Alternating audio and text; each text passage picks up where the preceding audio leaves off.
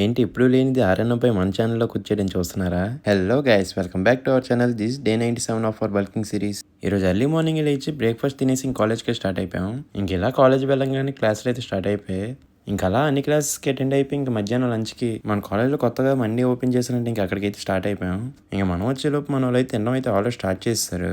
మా వీరబాబు గురించి చూడండి ఎలా తింటున్నాడో. మన వాళ్ళని చూడండి ఒకడు ఎలా పారిపోతున్నాడో వీడియో తీస్తున్నామని. మన వాళ్ళు తినేసాక మనం కూడా ఒక మండీ అయితే ఆర్డర్ పెట్టుకున్నాం. అది చాలక ఒక హాఫ్ మండీ కూడా ఆర్డర్ పెట్టాం.